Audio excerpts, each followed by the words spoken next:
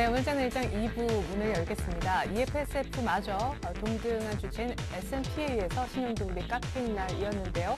프랑스의 단기 국채 입찰이 신용등급 강등에도 불구하고 성공했다는 소식이 시장에 더 큰 모멘텀이 돼준 것 같습니다. 아주 큰 폭으로 올랐습니다. 1890포인트 위쪽에서 끝난 모습인데요. 바로 직전 전 고점도 이렇게 되면 넘어선게 되는데 오늘 우리 국내 증시 수급도 좋지만 현재 아직까지 진행 중에 있는 중국 상해종합지수가 현재 2% 후반, 거의 3%에 가까운 급등세를 보이는 것도 주목됩니다. 중국은 오늘 지난해 4분기 GDP 성장률을 발표한 날이기도 하죠. 먼저 우리 증시 관련 종가부터 확인해보고 오겠습니다. 시황센터 다녀올게요. 네, 여기는 시황센터입니다. 국제신용평가사 S&P가 EFSF 신용등급을 하향 조정했음에도 불구하고 오늘 국내 증시 기분 좋게 마감했습니다. 오히려 프랑스 단기 채권 발행 성공이 훈풍으로 작용했는데요. 1월 17일 화요일 국내 증시 어떻게 마감됐는지 먼저 코스피 지수부터 확인해 보겠습니다. 혼재된 유럽발 뉴스 속에서도 오늘 코스피 지수 1%대 강세를 보였습니다. 1878선에서 출발한 코스피 지수는 점차 지수의 상승폭을 확대했는데요. 오늘 1890선을 회복하면서 거래를 마쳤습니다. 코스닥 마감 지수입니다. 어제보다 1.8% 상승한 1892선에서 거래를 마쳤네요. 자세한 수급 상황 살펴보도록 하겠습니다. 오늘 프로그램 매수 물량이 6천억 원 넘게 유입된 가운데 기관이 7거래일째 매수세를 달렸습니다. 오늘 기관 1,054억 원 매수했고요. 외국인 역시 6거래일 연속 매수 우위를 달렸네요. 오늘 3,104억 원 매수했습니다. 반면에 개인은 6,099억 원 매도 우위를 보이면서 거래를 마쳤네요. 이어서 코스닥 마감 지수입니다. 오늘 코스닥 지수는 소폭 상승 출발해서 장 초반 개인과 기관의 매수세 힘입어서 520선을 회복했는데요. 장 마감 가까이 외국인과 기관의 매도세 520선을 지키기에는 힘든 모습이었습니다. 오늘 코스닥 마감 지수입니다. 어제보다 0.27포인트 하락한 519선에서 거래를 마쳤네요. 이어서 환율 흐름입니다. 이어서 수급 상황입니다. 오늘 기관과 외국인이 동반 매도 우위를 보였습니다. 기관은 241억 원, 외국인은 121억 원 매도했고요. 반면에 개인은 450억 원 매수 우위를 보이면서 거래를 마쳤습니다. 이어서 환율 흐름입니다. 오늘 환율은 프랑스 국채가 낮은 금리에 입찰되면서 하루 만에 하락세로 전환했는데요.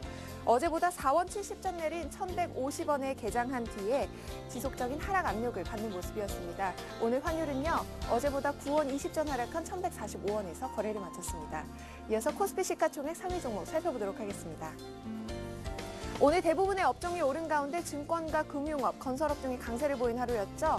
삼성전자가 0.58% 상승하면서 103만 6천 원에 거래를 마쳤습니다. 현대차는 2.21% 상승했네요. 23만 1천 원에 거래를 마쳤고요. 포스코 역시 2.2% 상승하면서 39만 4천 원에 거래를 마쳤습니다.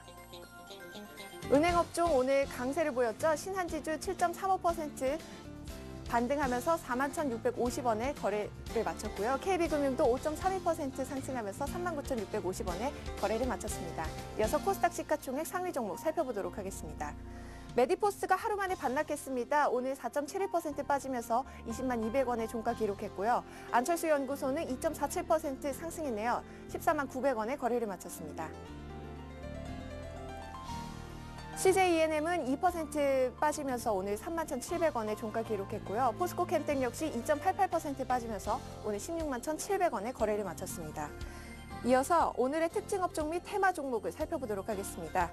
국내 시장의 강세와 함께 가격 매력이 부각되면서 오늘 하루 증권과 금융주가 강세를 보였는데요.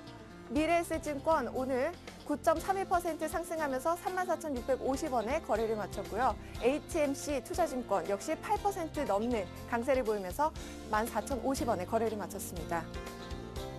금융주 역시 오늘 강세를 보였죠. 신한지주 7.35% 상승하면서 41,650원에 거래 마쳤고요. 하나금융지주 역시 5.96% 상승하면서 36,450원에 거래를 마쳤습니다. 이어서 정치인 테마주 살펴보도록 하겠습니다. 한명숙 전 총리가 민주통합당 대표로 선출되면서 정치 테마주가 이틀째 강세를 보이고 있죠. 영남재보는 14.98%, 상한가 가까이 기록하면서 4,760원에 거래 마쳤고요. 모나미 역시 4,375원, 상한가 가까이 기록하면서 오늘 거래 마쳤습니다. 바른손 역시 14.89%, 가격 제한폭까지 오르면서 31,020원 선에서 거래 마쳤네요. 이어서 SNN주 확인해 보도록 하겠습니다. 페이스북의 기업 공개 일정이 구체화된다는 소식에 SNS 관련주 일제히 강세 보였는데요. 코어원 상한가 가까이 오르면서 3,540원에, 1호원 역시 상한가 가까이 오르면서 3,500원에 거래를 마쳤습니다. KINX 역시 상한가 기록했네요. 13,650원에 거래 마쳤습니다. 이어서 클라우드 컴퓨팅주 살펴보도록 하겠습니다. 전날 방송통신위원회가 클라우드 컴퓨팅 업체가 제공하는 서비스를 평가하고 인증을 부여하는 클라우드 서비스 인증제를 마련했다는 소식에 오늘 하루 강세를 보였는데요.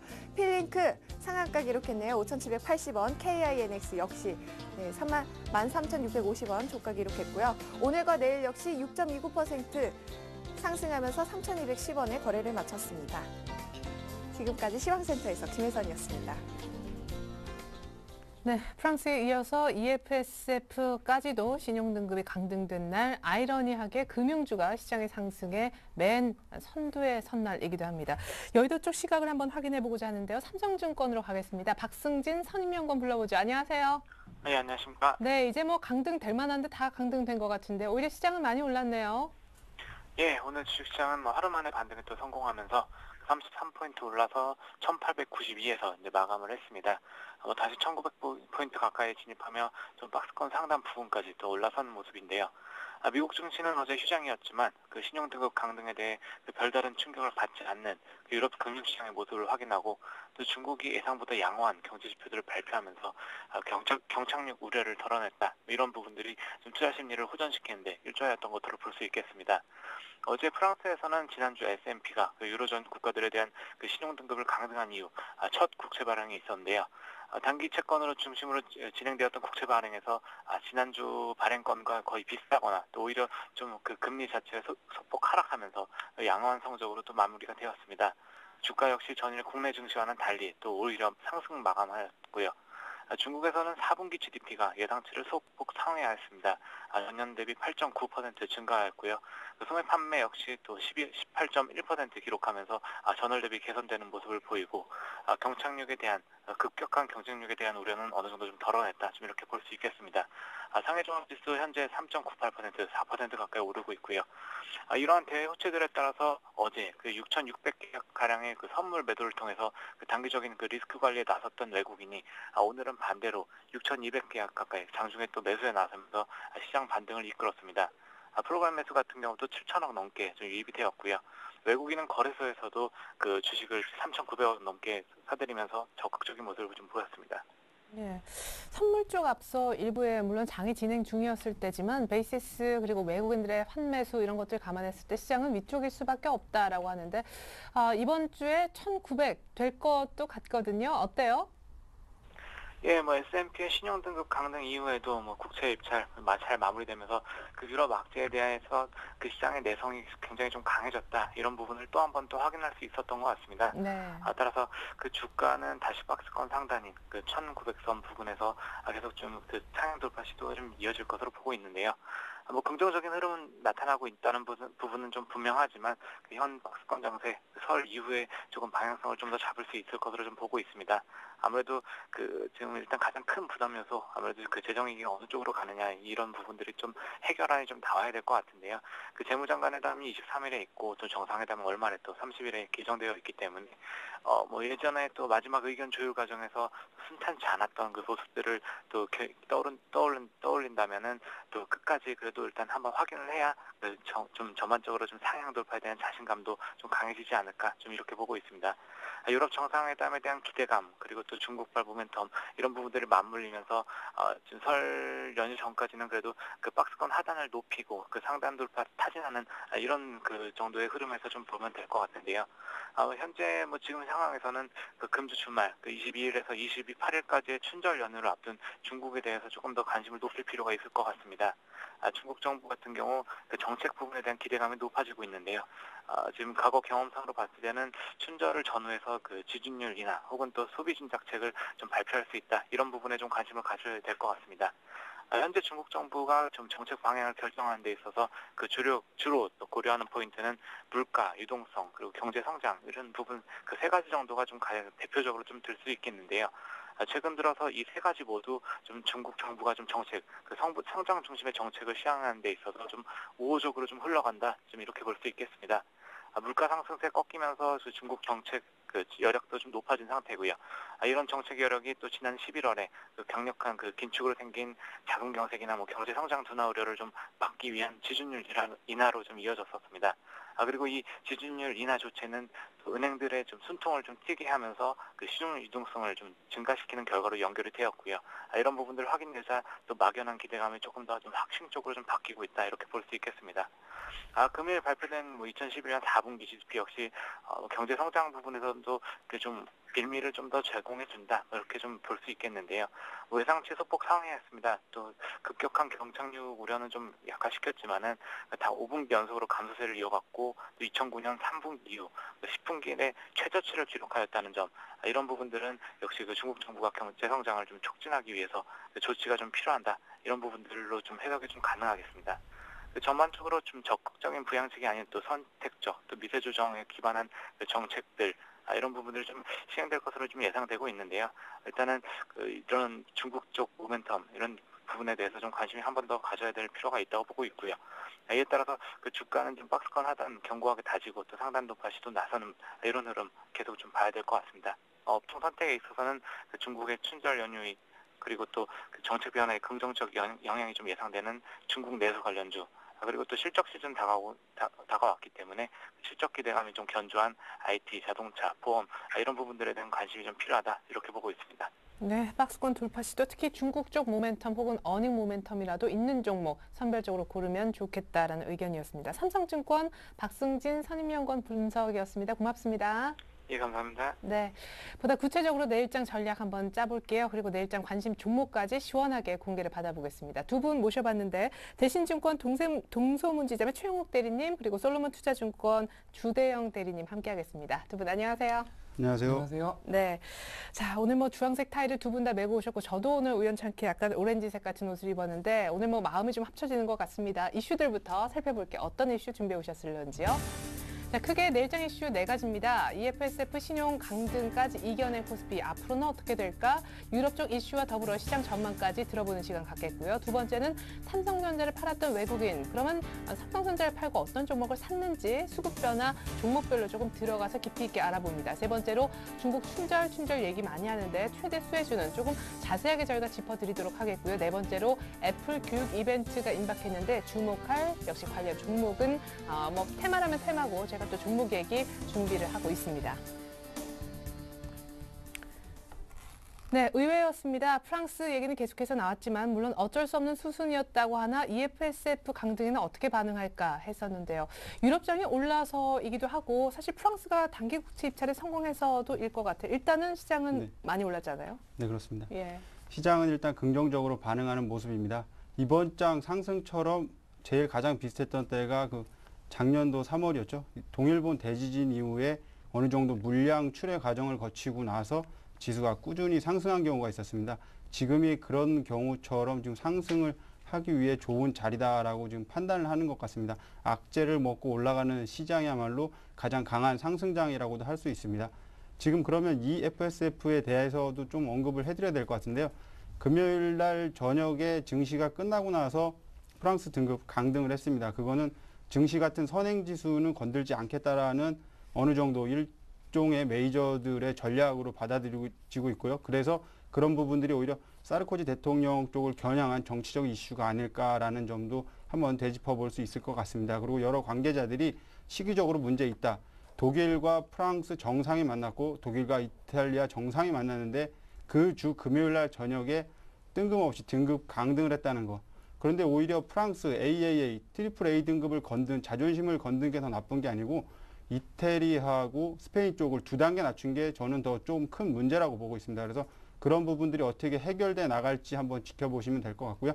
EFSF는 일단 지금 현재 시장에는 오히려 터질 게 터졌다라는 긍정적인 반응으로 보이고 있습니다. 예.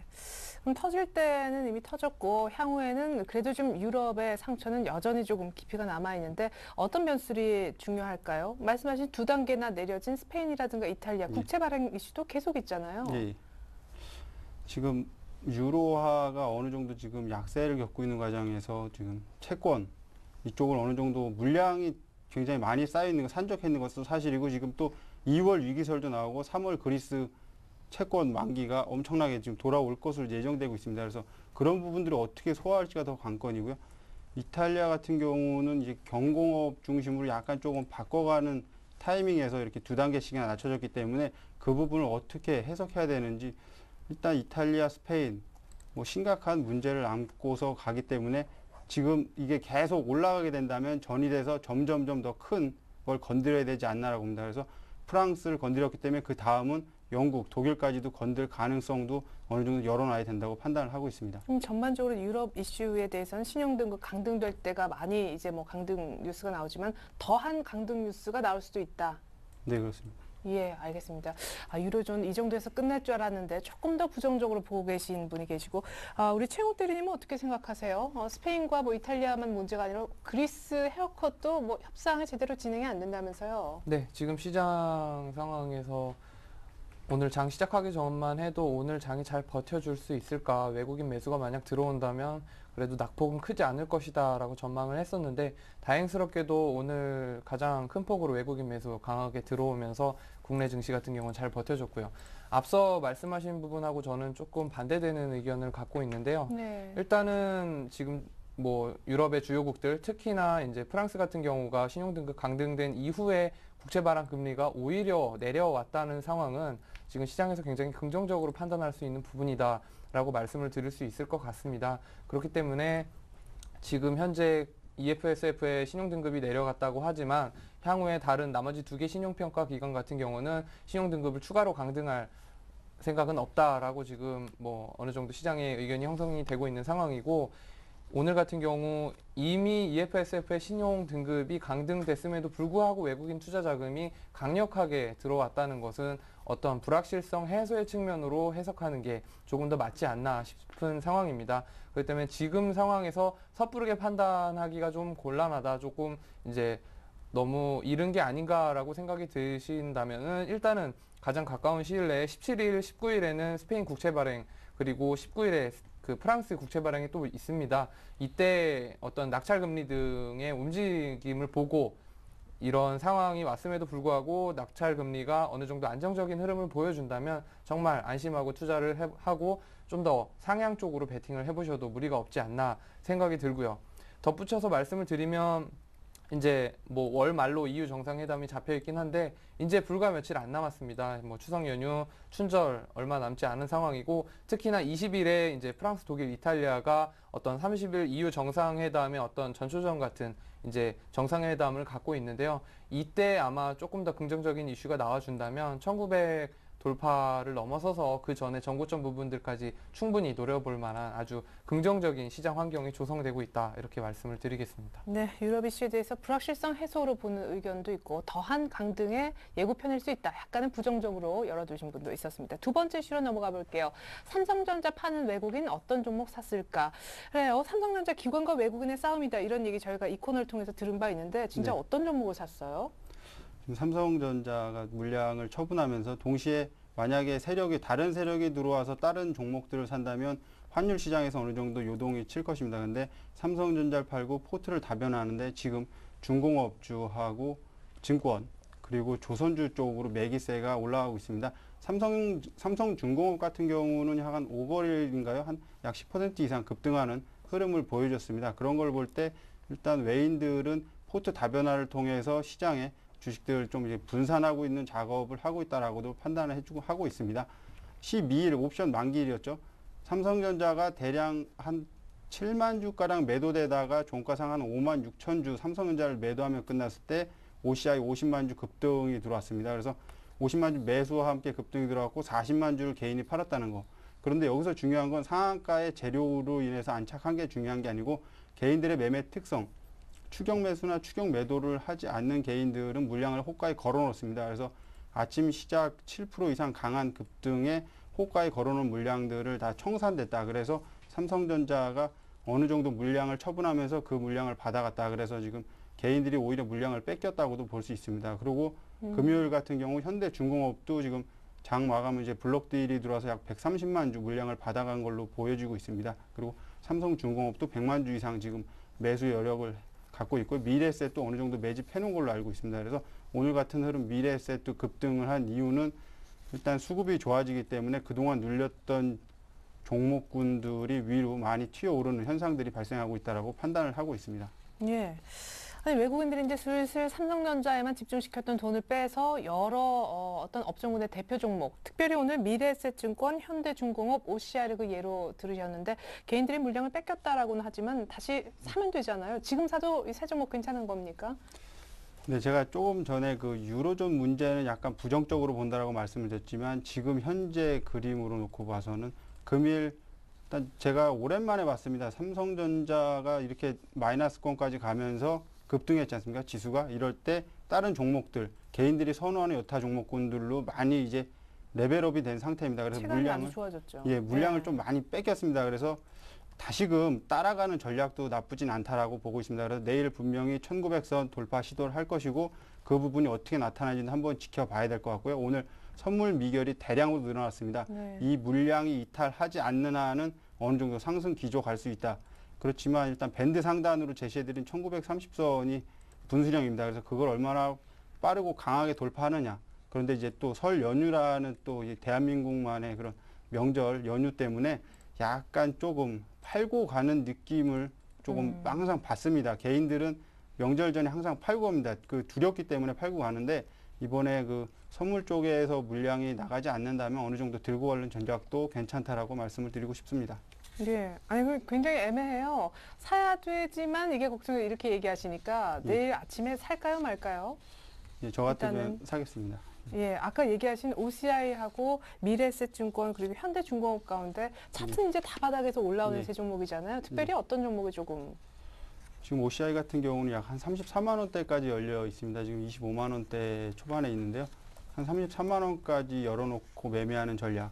제가 지난주에 조금 안타까웠던 부분이 제가 웅진 에너지를 갖고 왔었습니다. 그때 이제 매수가가 이제 가지 않았기 때문에 도달 안 했기 때문에 편입이 안 됐습니다. 그런데 그 종목을 놓고 보더라도 태양광 쪽에 지금 매기세가 집중되고 있다라고 판단을 하고 있습니다. 그래서 OCI 같은 경우는 약 33만 원 수준까지는 열려 있고 미래에셋도 조금 강한 흐름을 보여줄 수 있다. 뭐 항상 요즘에 뭐 동네 북처럼 조금 미래에셋 좀 두들겨 맞은 게 현실입니다. 그 인사이드 펀드 같은 경우는 아직도 조금 수익률에서 좀 헤매고 있고 그렇지만 그런 부분들을 이제 뒤로 하고 실적 개선에 대한 여지가 나타나고 있기 때문에 관심 가져도 좋다라고 말씀드리고 싶습니다. 네. 자, 이렇게 해서 OCI, 현대중공업, 미래에셋증권, 그중에서 OCI와 미래에셋증권 좀 좋게 보신다는 얘기 들어봤고, 세 번째 이슈로 중국 춘절 국내 최대 수혜주네. 현재 지금 아직까지 진행 중인 중국 상해종합지수가요, 4% 가까이 급등해서 2,300선 턱 밑까지 올라와 있습니다. 앞서 이미 애널리스트도 유럽은 이제 조금 뒷전이고 중국의 관심의 중심에 설 거다, 이런 얘기 하더라고요. 네, 지금 작년 하반기부터 계속해서 미국에 기대어서 지금 코스피 증시가 그나마 버티었던 장세가 반등 추세에는 어느 정도 중국에게 좀 기댈 것으로 예측을 하고 있는데 오늘 사실 발표한 GDP 같은 경우도 뭐 2009년 3분기 그러니까 10분기 만에 처음으로 9% 성장률 미만으로 좀 떨어진 좀 안 좋은 상황이라고 해석하실 수도 있는데 사실 그 반대 방향으로 해석을 하셔야 됩니다. 그만큼 안 좋게 지금 지표가 나왔기 때문에 중국 같은 경우 기존의 어떤 분배 정책에서 어느 정도 약간의 뭐 유동성 공급을 할 수밖에 없는 그런 거시경제 지표가 나왔기 때문에 오히려 긍정적으로 해석을 할 수 있는 상황이고요. 제가 지금 이렇게 말씀드리는 것 자체가 지금 벌써부터 긍정적인 어떤 시장의 흐름을 반영하고 있는 것이다라고 말씀을 드릴 수 있을 것 같습니다. 그래서 이제 중국 춘절 같은 경우 이제 벌써 일주일 남짓한 기간밖에 남지 않았는데요. 중국 같은 경우는 이제 미국의 뭐 블랙 프라이데이처럼 이제 중국의 소위 3대 소비 시즌이 있는데 이제 첫 번째가 뭐 춘절, 두 번째가 노동절, 세 번째가 중추절입니다. 그 중에서도 이제 춘절 같은 경우가 어떤 연말부터 이어져 오는 소비가 정점에 달하는 시기인데요. 이런 춘절 같은 경우도 미국의 어떤 블랙 프라이데이처럼 소비 관련주들이 그 어떤 모멘텀을 갖고 갈 수 있는 충분한 테마 또는 모멘텀이 형성이 될 수가 있습니다. 그렇기 때문에 관련 종목들을 알아보실 필요가 충분히 있고요. 요즘 같은 상황에서는 일단은 중국 관련 소비 관련주 하면은 이제 미국 같은 경우는 IT가 가장 대표적인 종목이었었는데요. 지금 제가 준비한 종목들은 이제 IT, 소비 관련, 그리고 게임 관련 종목들 3가지 정도 업종을 준비를 했었는데, 저는 이 중에서도 어떤 화장품 같은 화장품 쪽으로 좀 집중을 해보시는, 그리고 생활, 가전 쪽으로 집중을 해보시는 게 좋은데, IT 같은 경우는 잠깐 비껴나서 생각을 해보시는 게 좋을 것 같아요. 최근에 그 미국 쪽에서 반덤핑 때문에 이제 소송이 조금 들어온 면도 좀 있고, 오늘 같은 경우 그래서 LG전자, 삼성전자 주가 흐름이 그렇게 좋지 않은 흐름도 있었기 때문에 이제 소비 관련 종목으로 그 내수 쪽으로 집중을 해보시는 걸 추천을 드리고, 그 중에서는 이제 LG생활건강, 뭐 베이직하우스 이런 종목들 주목을 해볼 만하다라고 말씀을 좀 드리겠습니다. 대표적으로 LG생활건강 차트 보면서 설명을 좀 드리겠습니다. 최근에 이제 가파르게 상승하다가 이제 조정 국면을 겪고 있는 상황인데요. 시장 상황에서 뭐 중국 관련 모멘텀이 워낙 없었다 보니까 대표적인 중국 관련주로 이제 분류가 되는 LG생활건강 같은 경우 좋지 않은 흐름을 보여줬었는데, 이제 200일선까지 밀려난 상황에서 반등이 나오고 있는 상황입니다. 지금 같은 경우에선 충분히 뭐 한번 잡아보셔도 괜찮다라고 말씀을 드릴 수 있는 상황이고요. 다음으로 파라다이스를 또 언급을 안 해드릴 수가 없는데, 이제 중국 관련주 하면 이제 뭐 카지노 관련주, 외국인 카지노주들이 뭐 굉장히 좋은 흐름을 보였는데, 이 종목은 최근에 어떤 여러 가지 정책적인 부분들이라든지 좋은 모멘텀들이 많이 발생하고 있는 상황에서 조정을 충분히 겪었다. 그렇기 때문에 8,500원 밑에서 특히나 이제 8,000원대 초반까지 내려온 이런 상황에서는 매수하기에 아주 적절한 구간이다라고 말씀을 드릴 수 있을 것 같습니다. 네, 그러면은 중국 관련 춘절 수혜주로 콕 집어 LG생활건강과 파라다이스, 카지노주, 화장품 관련주 얘기를 하셨는데, 지금 잡아도 좋다 하셨잖아요. 네. 호흡이 좀 짧아야 되나요? 춘절이 뭐 1년 내내 있는 건 사실은 아니니까요. 1년 내내 있는 건 아니죠. 하지만 지금 상황에선 중국 같은 경우 향후에 지준율 인하 같은 이슈들이 만약에 나와준다면 그런 모멘텀이 좀 더 길어질 수 있다. 그렇기 때문에 앞에 말씀드렸던 뭐 LG생활건강이라든가 파라다이스 말고도 그 밖에 어떤 젊은 층들의 소비 심리가 살아나는 의류, 화장품, 영화 관련, 예를 들어 CJCGV, 뭐 베이직하우스, 그리고 뭐 오스템 임플란트, 코스맥스 이런 관련 대표적인 중국 관련주 종목들이 좀 더 길게 모멘텀을 갖고 갈 수 있을 것 같습니다. 예, 알겠습니다. 의외로 춘절 관련 모멘텀으로 사긴 사지만 지준율 인하 얘기까지 좀 들고 올 수 있겠다. 중국 춘절 관련 수혜주 알아봤고요. 좀 재밌는 이슈가 될 것 같습니다. 마지막 이슈. 애플의 교육 이벤트가 임박했는데 주목할 만한 업종이나 종목은 19일에 뉴욕 구겐헬 미술관에서 연다고요. 네. 일단은 그 뉴욕 센트럴파크 위치한 아까 말씀하신 미술관에서 이제 교육 발표에 관련 이슈가 있는데요. 이런 이슈 같은 경우는 조금은 더 이제 지나쳐 보기엔, 간과하기에는 조금 중요한 이슈로 또 테마가 부각이 될 수가 있습니다. 그날 이제 새로운 서비스를 발표한다고 했는데 자세한 건 아직 이제 시장에 나와 있지는 않고 교육 관련 내용일 것이다 한 상황이었었고요. 그 차기의 그 아이패드나 TV 완제품에서 하드웨어보다는 이제 애플 쪽에서 교육용 전자책 콘텐츠 육성을 할 걸로 예상을 많이 하고 있는 상황입니다. 네. 그렇기 때문에 뭐 베스트셀러가 된 그 고인이 된 잡스의 어떤 그 전기에서도 교육 도서를 디지털로 어떤 유통하는 것에 큰 관심을 갖고 있는 것을 뭐 그 간접적으로 알 수 있는데, 그러한 고인의 뜻을 이어서 애플 수뇌부도 지금 많은 준비를 하고 있는 걸로 알려지고 있는 상황이고요. 단기적으로 일단 모멘텀이 좀 형성이 된다면 그 디지털 교과서 사업이 더욱 활성화될 수가 있는 상황입니다. 그리고 지금 개별 종목 말씀드리면서 좀 설명을 드리겠습니다. 지금 예림당하고 웅진싱크빅, 예스24 이런 종목들을 언급을 해드릴 수가 있는데, 웅진싱크빅을 저는 가장 강력하게 추천을 드립니다.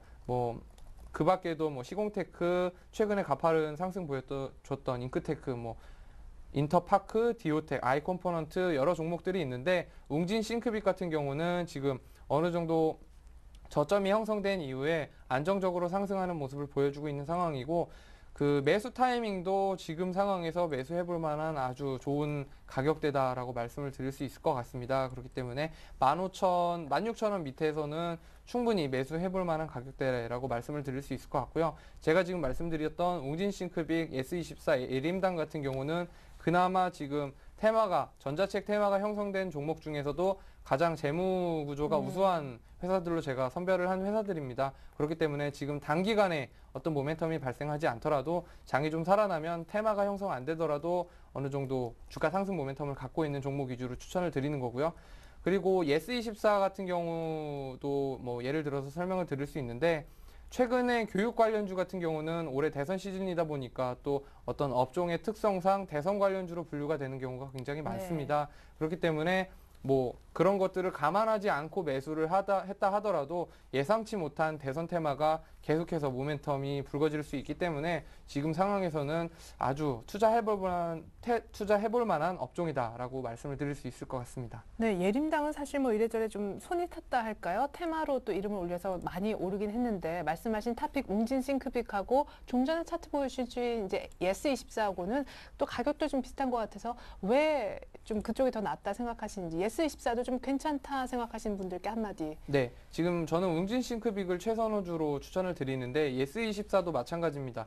지금 최근에 예림당 같은 경우도 가파르게 상승해서 부담을 갖고 있으실지 모르겠지만 제가 지금 언급드렸던 세 가지 종목들은 철저하게 밸류에이션 측면에서 다른 타 전자책 관련 종목 대비 저평가 매력이 가장 있는 종목들을 추천을 드렸고요. 대표적으로 웅진 싱크빅 같은 경우는 PER이 10배 이상은 나오지만 아직 뭐 충분히 저평가 영역이다라고 생각을 해드리기 때문에 지금 그렇게 추천을 드리는 이유를 설명을 드리겠습니다. 네. 시장이 1890 넘기면서 끝난 날 관련된 이슈들 미리 한번 짚어봤고요. 본격적으로 내일장 전략과 관심 종목 알아보겠습니다.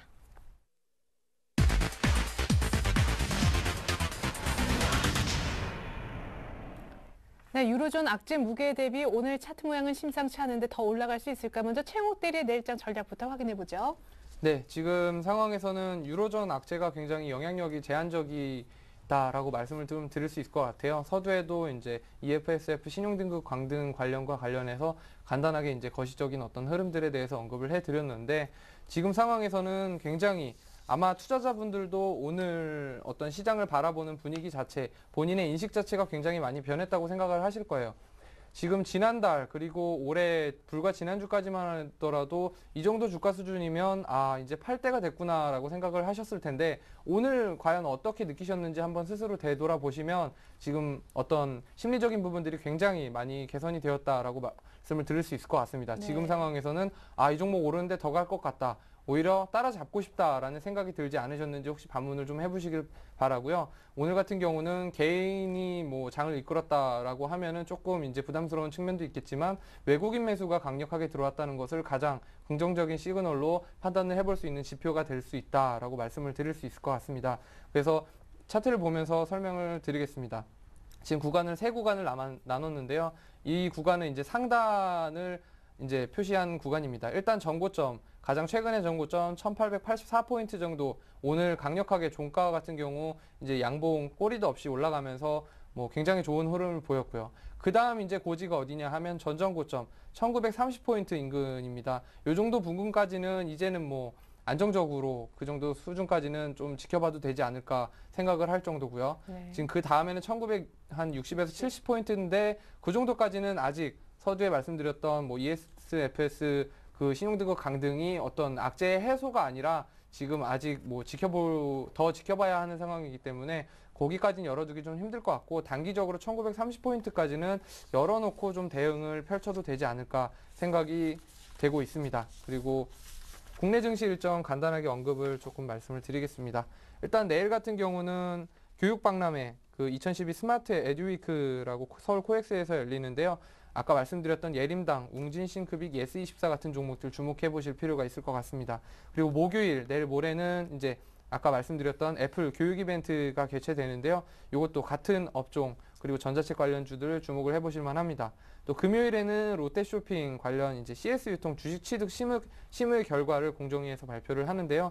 롯데쇼핑 오늘 굉장히 좋은 흐름을 보여줬는데 일단은 금요일 전후해서 어떤 좋은 모멘텀이 계속 발생할 수 있을 것인지 기초를 주목해 볼 만합니다. 네, 엄청난 거래량을 동반하면서 롯데쇼핑 오늘 5.8% 급등해서 끝이 났군요.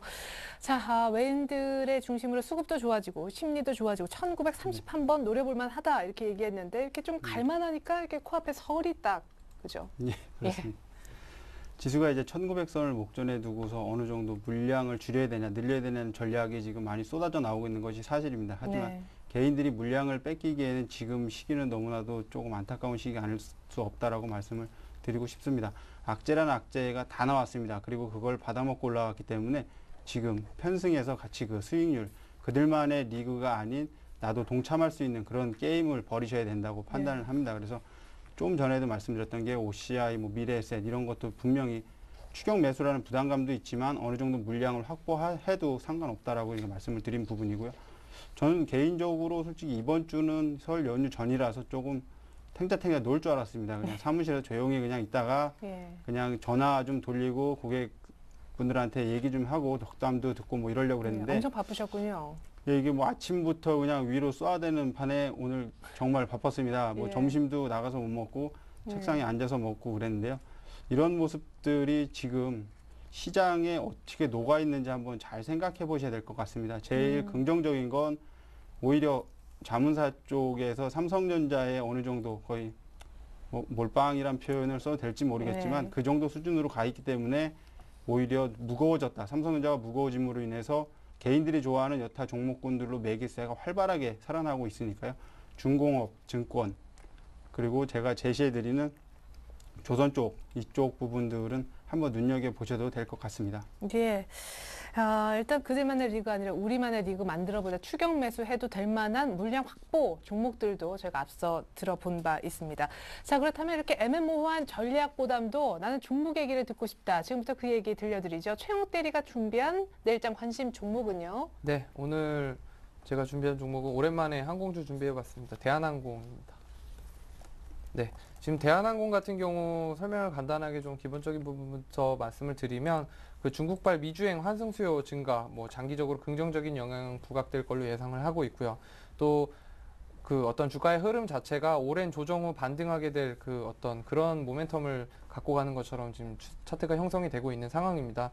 또 과거의 추세를 감안했을 때 PBR 1.2배 수준의 현 주가는 정말 어떤 밸류에이션 매력 같은 경우는 굉장히 강하게 갖고 있는 상황이다라고 말씀을 드릴 수 있을 것 같습니다. 또 향후에 지금 제가 IT 업황이 계속 좋아지고 있는 상황이다라고 말씀을 드렸는데 대한항공 같은 경우는 어떻게 보면 또 IT 관련 종목으로도 보실 수 있습니다. 그렇죠. IT 관련 어떤 수요가 물류. 늘어나게 되면 운송 능력이 계속 운송량이 늘어나기 때문에 대한항공 측에서도 좋은 어떤 영업 창출 능력이 계속 늘어나게 되고요. 차트 보면서 지금 기술적으로 간단하게 분석을 해드리겠습니다. 오늘까지 지금 3일 연속 굉장히 예쁘죠. 빨간 양봉 3개를 만들어냈는데요. 오늘 같은 경우 끝에 뭐 꼬리를 만들어내긴 했지만 뭐 거의 신경 쓰지 않을 정도의 짧은 꼬리가 나온 상황이었고요.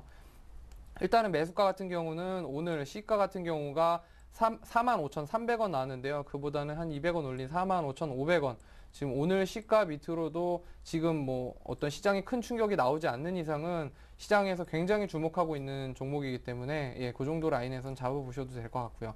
지금 점선으로 제가 박스권을 형성을 해드렸는데 일단 첫 번째 고비가 이제 5만 원, 49,000원에서 5만 원 라인입니다. 이 라인 같은 경우는 기술적으로 조금 부담을 가질 수 있는데 이 정도 라인은 충분히 넘어설 걸로 예상을 하는 상황이고요. 네. 그 다음 라인이 저는 이제 어느 정도의 저항선이 역할을 할 걸로 예상을 합니다. 54,000원에서 55,000원 라인에서는 한 번쯤 조정을 받을 만하다라고 말씀을 드리고요. 55,000원 그래서 목표가 제시해 드리겠습니다. 손절가는 43,000원, 지금 최근 3일 연속 가파르게 상승하기 이전 가격대인 43,000원을 손절가로 제시를 해 드리겠습니다. 네, 3양봉 있었기 때문에 약간 눌리면 사보자. 대한항공, 우리 최영욱 대리의 관심 종목이었습니다.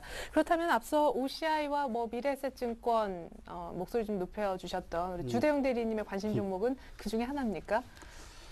또 여기서 또 딜레마에 좀 빠지고 있습니다. 제가 지난주에 가져온 게 웅진 에너지였는데요. 네. 조금 요번에 고민을 한 게 이 부분입니다. 제가 화요일 지금 이 시간에 장 끝나고서 추천을 드리면 고객분들이나 시청자분들이 매매 활용할 때는 이제 수요일 오전장이 됩니다.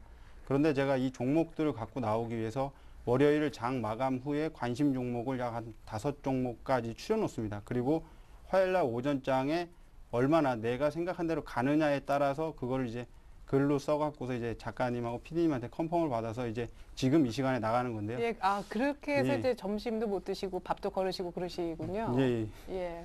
그래서 그런 부분들이 있어서 지금 오늘도 추격 매수보다는 그래도 내일 오전장에 조금 쉽게 접근할 수 있는 종목. 그러니까 제가 원하는 것은 내일 오전에 아침에 일어나셔서 어르신들이 일어나셔서 9시 이후에 장 열렸네. 그리고 전화해서 주문을 넣어도 잡을 수 있을 만큼 조금 느리게 가면서 조금 멀리 갈 수 있는 종목군. 그런 종목군들을 선별해 왔습니다. 그래서 예, 결과가 정말 궁금합니다. 네, 일단 서울 반도체입니다. LED 업황이 조금 안 좋은 건 사실입니다. 그런데 개선될 여지가 보이고 있고요. 지금 현재 보시면 이제 TV 쪽 백라이트 유닛하고 PC 백라이트 유닛 쪽이 서로 보완해 주면서 매출을 어느 정도 안정적으로 끌고 가줄 수 있다라는 종목입니다. 그래서 서울 반도체 같은 경우는 LG 이노텍과 같이 세트로 보셔도 될 것 같고요. 서울 반도체 매수가는 23,000원입니다. 근데 오늘 종가 보니까 또 올라와 있습니다. 23,200원까지 올라와 있어서 그냥 내일 시가로 편입하도록 할 예정입니다. 그리고 목표가는 29,700원이고요. 손절가는 21,000원 제시해 드리겠습니다. 그리고 두 번째 관심 종목입니다. 또 있나요? 네, 있습니다. 두산 엔진입니다. 선박용 디젤 엔진 사업 부분을 영위하고 있습니다. 그리고 대우조선해양하고 삼성중공업 쪽에 50% 이상 매출처, 안정적인 매출처를 확보하고 있다는 점이 동사의 가장 긍정적인 점으로 부각되고 있습니다. 매수가도 12,000원부터 12,200원인데 오늘 종가가 12,200원이었습니다. 그래서 이 부분도 내일 시가 그냥 편입하도록 하겠습니다. 목표가는 14,700원 정도로 보고 있고요. 손절 라인은 11,300원 제시해 드리겠습니다. 네, 두산 엔진 한번 차트를 좀 볼까요? 사실은 좀 최근에 얘기가 없어서 좀 많이 내리지 않았을까 싶기도 한데요. 예. 큰 그림부터 보여드리겠습니다. 큰 그림 보시면은 주봉입니다. 지금 이쪽 부분 시작했을 때 이제 상장했을 때 물량이 어느 정도 많이 출회돼서 그 물량으로 인해서 지속적으로 하락했다라고 말씀을 드릴 수 있습니다. 그래서 추세선을 좀 타고 가다가 이제 돌파하는 흐름. 그래서 이 부분에서 어느 정도 바닥을 잡아주고 횡보가 조금 있으면 그 다음번에는 상승에 대한 모멘텀. 그래서 15,000원 부근까지도 상승이 좀 가능할 거라고 예상합니다. 그럼 작은 그림 보겠습니다. 지금 지난번에 웅진에너지 잡아드렸을 때 61선과의 그 괴리울 때문에 어느 정도 이격 조핍이 할 거다라고 말씀을 드렸는데 이 부분도 지금 현재 5일선 타고 올라가는 흐름이 61선과 조우하기에 이제 가까워졌다, 시간이 가까워졌다라고 판단하고 있습니다. 그래서 61선에서 어느 정도 횡보, 약 기간 조정이 한 5일에서 7일 정도 가장 적당하다고 판단하고 있고요. 그 정도 손바뀜이 일어나면 그 이상인 14,700원까지 무난한 흐름이 이루어질 거라고 판단을 하고 있습니다. 그래서 동사 같은 경우는 긍정적인 시그널이 지금 나오고 있다라고 말씀드리고 싶습니다. 예. 자, 두산 엔진과 서울 반도체 두 종목을 한꺼번에 관심 종목에 넣어 주셨습니다. 그렇다면요, 앞서 대한항공 관심 종목으로 얘기하신 최영욱 대리의 기존 포트 한번 볼게요. AS 받아보기 위해서 먼저 종목부터 어떤 종목이 있었는지 보면요. 현대제철, LG전자, 그리고 삼성 SDI, 테라세미콘까지 LG화학도 있네요. IT 종목이 꽤 많았다. 이런 느낌도 지울 수가 없습니다. 현금은 독특하게 제로였던 포트였는데요. 현대제철, LG화학 오늘 매물대 소화하고 굉장히 좋은 퍼포먼스 보여준 두 종목. 수익도 10% 내외로 좋네요.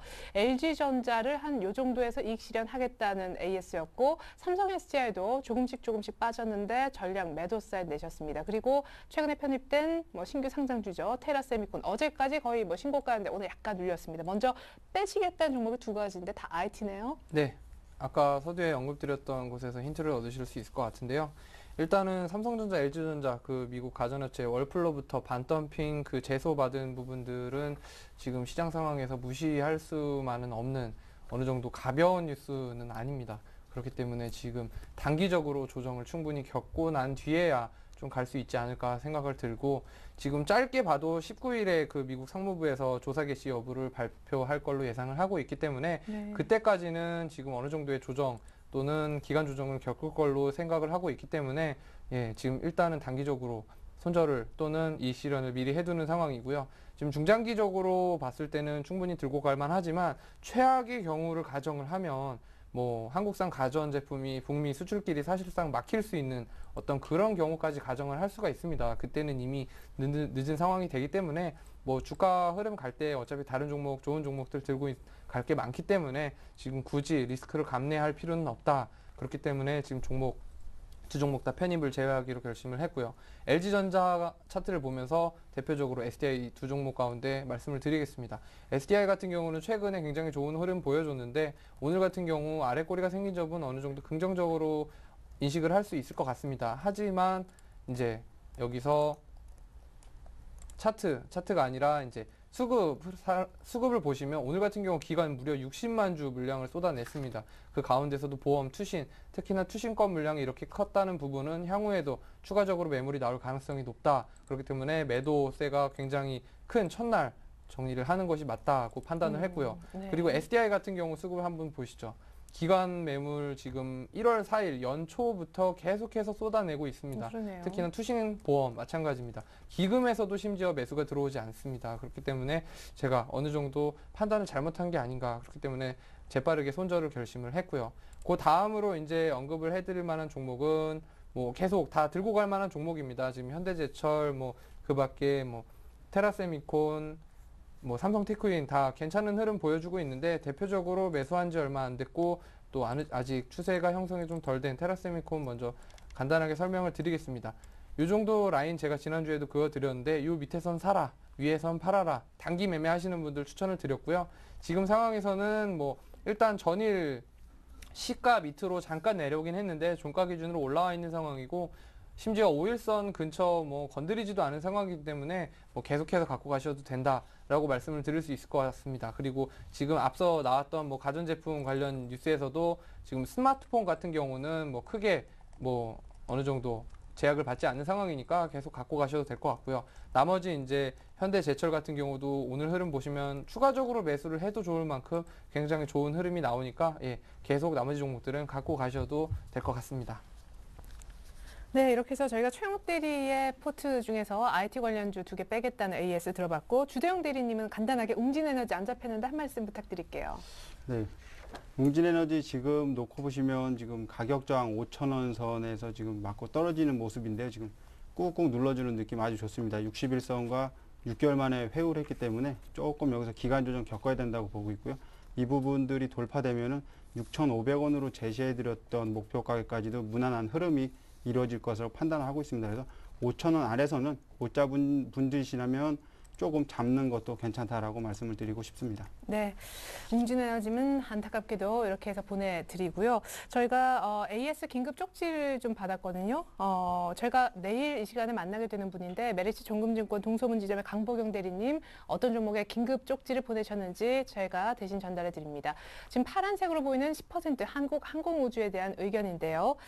결론부터 말씀드리면 전량 매도하겠다는 의견이십니다. 손절가 터치가 그 이유인데 손절 가격이 38,000원, 오늘 종가가 35,600원이었습니다. 내일 더 자세한 얘기 들어볼 수 있을 것 같네요. 일단 포트에서 제외 의견 대신 전해드렸습니다.